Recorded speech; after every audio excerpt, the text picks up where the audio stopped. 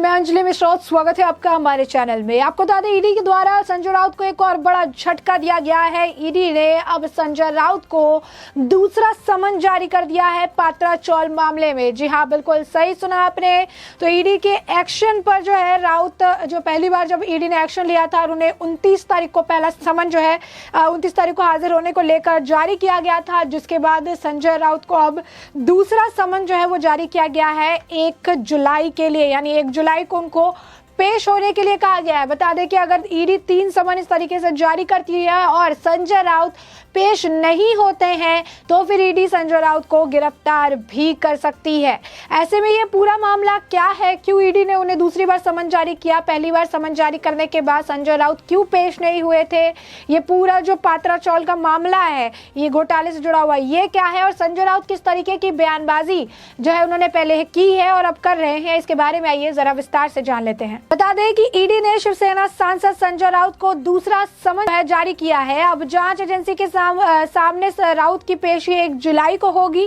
राउत से पात्रा चौल जमीन घोटाले से जुड़ा दस्तावेज है, उसे भी लाने के लिए उन्हें कहा गया है। इससे पहले ईडी ने पात्रा चौल जमीन घोटाले के मामले में पूछताछ के लिए राउत को 29 जून को जो है हाजिर होने का नोटिस दिया था और इसके बाद संजय राउत के जो वकील है वो मुंबई में ईडी के ऑफिस पहुंचे थे और ईडी के ऑफिस में जाकर पेशी के लिए उन्होंने मोहलत मांगी थी।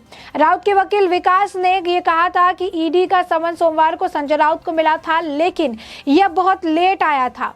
ईडी ने कुछ डॉक्यूमेंट्स मांगे थे, लेकिन इतने कम समय में डॉक्यूमेंट्स लाना काफी ज्यादा मुश्किल है। हमें मोहलत मिल गई है। उधर नोटिस मिलने के बाद संजय राउत ने अलीबाग में एक मीटिंग का हवाला देते हुए पेश होने से में असमर्था जताई है, यानी असमर्थ उन्होंने बताया कि अलीबाग में एक मीटिंग है जिसकी वजह से वो ईडी के सामने पेश नहीं हो सकते हैं। इससे पहले उन्होंने सोमवार को ईडी के समन को साजिश करार देते हुए ट्वीट किया था और लिखा था, अब मैं समझता हूँ कि ईडी ने मुझे समन क्यों भेजा है। अच्छा है, महाराष्ट्र में बड़े घटनाक्रम चल रहे हैं। बाला साहेब के हम सभी शिव सैनिक एक बड़ी लड़ाई में शामिल हो गए हैं।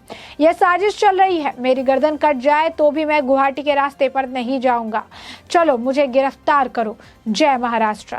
तो ये उनके तरफ से ट्वीट था, लेकिन अब पहले बड़ी बड़ी बातें करने वाले संजय राउत डर गए। पहले समन में हाजिर नहीं हो पाए, अलीबाग में मीटिंग का हवाला दिया और मौके से गायब रहे, जिसके बाद अब दूसरा समन उन्हें भेजा गया है। ईडी ने 1034 करोड़ रुपए के पात्रा चौल भूमि घोटाले मामले में महाराष्ट्र के बिजनेसमैन और राउत के करीबी प्रवीण राउत को फरवरी में गिरफ्तार किया था, जिसके बाद इस केस में संजय राउत का नाम भी जुड़ा नजर आया। साथ ही आपको बता दें कि 5 अप्रैल को ईडी ने इसी मामले में राउत के अलीबाग वाले जो है प्लॉट के साथ दादर और मुंबई में एक प्लॉट जो है उसे जो है जब्त कर दिया था। जब ईडी ने प्रवीण को पकड़ा तो संजय राउत का नाम भी सामने आया। प्रवीण शिवसेना सांसद संजय राउत का दोस्त है और प्रवीण की जो पत्नी है, उन्होंने संजय राउत की पत्नी वर्षा राउत को जो है 83 लाख यानी 83 लाख रुपीस का कर्ज दिया था, जिसका इस्तेमाल राउत परिवार ने दादर में एक फ्लैट खरीदने के लिए इस्तेमाल किया। और साथ ही साथ जब जांच शुरू हुई तो वर्षा ने 55 लाख रुपए प्रवीण की पत्नी को लौटा दिए थे, यानी 83 उन्होंने लिया था और 55 उन्होंने जैसे जांच शुरू हुई उन्हें लौटा दिया। इस मामले का एक और आरोपी था, वो है सुजीत जो है पत्रकार, भी संजय राउत से जुड़ा हुआ आदमी था। सुजीत संजय की बेटी की एक फर्म में पार्टनर था।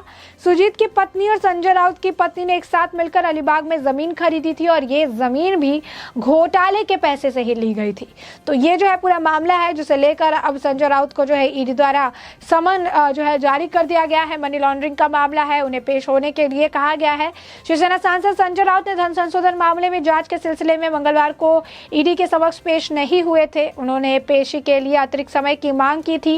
ईडी ने राउत को मुंबई की एक चौल के पुण्य विकास और उनकी पत्नी और दोस्तों से जुड़े अन्य वित्तीय लेन देन से जुड़े धन संशोधन के मामले में पूछताछ के लिए मंगलवार को तलब किया था, लेकिन राउत ने को ऐसे समय में तलब किया गया जब शिवसेना के कुछ विधायकों की बगावत की वजह से महाराष्ट्र की महाविकास अघाड़ी सरकार के भविष्य पर संकट के बादल मंडरा रहे हैं।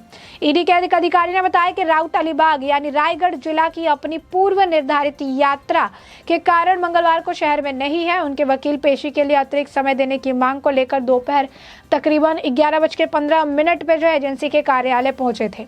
अधिकारी के मुताबिक वकील ने ईडी के अधिकारियों को एक पत्र सौंपा जिसमें राउत को जांच एजेंसी के समक्ष पेश होने के लिए अतिरिक्त समय देने का अनुरोध किया गया था। राउत ने सोमवार को कहा था कि उनके राजनीतिक विरोधियों के खिलाफ उनकी लड़ाई रोकने की साजिश के तहत उन्हें ईडी ने तलब किया है। उन्होंने बताया कि वो मंगलवार को एजेंसियों के सामने पेश नहीं हो पाएंगे क्योंकि उन्हें अलीबाग में एक बैठक का हिस्सा बनना है, उन्हें इसमें हिस्सा लेना है और इसीलिए वो ईडी के सामने पेश नहीं हो सकते हैं। ईडी ने समन पर राउत ने कहा था कि पता चला कि ईडी ने मुझे तलब किया है, बहुत अच्छी बात है। महाराष्ट्र में बड़े राजनीतिक घटनाक्रम चल रही है, हम बाला साहब के शिव सैनिक हैं, बड़ी लड़ाई लड़ रहे हैं, यह मुझे रोकने की साजिश है। भले ही आप मेरे सिर काट दे, मैं गुवाहाटी का मार्ग नहीं लूंगा, मुझे गिरफ्तार कर लीजिए। यही नहीं, आपको बता दें कि जिस तरीके से जब पहला समन आया था उस दौरान एक चैनल से जो है बात करते हुए शिवसेना सांसद प्रियंका चतुर्वेदी ने संजय राउत को समन भेजने को लेकर ईडी पर निशाना साधा था। इस मुद्दे पर संजय राउत ने कहा था कि मुझे मालूम है कि इसके निर्देश कहां से आते हैं। उन्होंने कहा कि मुझे गिरफ्तार करो, मैं शिवसेना भवन में बैठा हूं, अगर मुझे शिव सैनिकों के लिए बलिदान होना है तो हो जाऊंगा, इसमें कौन सी बड़ी बात है। तो आप देख सकते हैं इस तरीके की बयानबाजी जो है उनकी तरफ से की गई थी। कहा गया था कि जो है अगर कोई परेशानी है, कुछ है, तो फिर मैं बलिदान होने के लिए भी मैं तैयार हूँ। निर्देश कहाँ से आते हैं उन्होंने कहा कि मुझे पता है। अब जो है उस वक्त उन्होंने कहा था कि मैं गुवाहाटी का रास्ता नहीं अपनाने वाला हूँ। टीएमसी भी कह रही थी कि संजय राउत को जो है इस तरीके से बयानबाजी करने के रोकने का एक हथकंडा है बीजेपी की तरफ से। प्रियंका चतुर्वेदी भी यही कहती हुई जो है उनकी प्रवक्ता है पार्टी की, वो भी यही कहती नजर आई थी कि इस तरीके से रोकने से शिव सैनिक नहीं रुकने वाले हैं। तो में शिवसेना के नेता जो है संजय राउत जमीन घोटाले मामले में पूछताछ के लिए अब ईडी के सामने पेश नहीं हुए थे, तो राउत को एजेंसी पेशी के लिए 7 जुलाई तक का समय मांगा था। तो आपको बता दें वकील ने जो समय मांगा था वो 7 जुलाई तक का मांगा था, क्योंकि उनका ये कहना था कि जो दस्तावेज मांगे गए हैं इतने कम समय में दस्तावेजों को इकट्ठा कर पाना काफ़ी ज़्यादा मुश्किल है। इतने समय में दस्तावेजों को इकट्ठा नहीं कर सकते हैं और यही कारण है कि इन दस्तावेजों को इकट्ठा करने के लिए, और संजय राउत चूंकि है नहीं, वो वापस आएंगे, सारी चीज़ों को सही करके उसके बाद ईडी के सामने पेश होंगे। उन्हें काफ़ी दिन का मोहलत जो है चाहिए, तो उन्होंने मोहलत के लिए 7 जून तक का मोहलत जो है उनको चाहिए था। 7 जून के लिए उन्होंने पिच भी किया था, लेकिन 7 जुलाई जो है 7 जुलाई के लिए जो है पिच किया था उन्होंने। 7 जुलाई तक का उन्हें मोहलत चाहिए था, 7 जुलाई के लिए उन्होंने कहा भी था कि समय मांगा था, लेकिन इसके बाद ईडी ने उन्हें मोहलत देते हुए दोबारा समन भेजा और 1 जुलाई को फिर से पेश होने के लिए कहा है। यानी 7 जुलाई तक के लिए समय मांगा गया था, लेकिन ईडी ने 7 जुलाई तक के लिए तो समय नहीं दिया। 1 जुलाई को पेश होने की बात जो है वो कही गई है। ईडी ने दूसरा समन जारी करते हुए 1 जुलाई को पेश होने के लिए कहा है।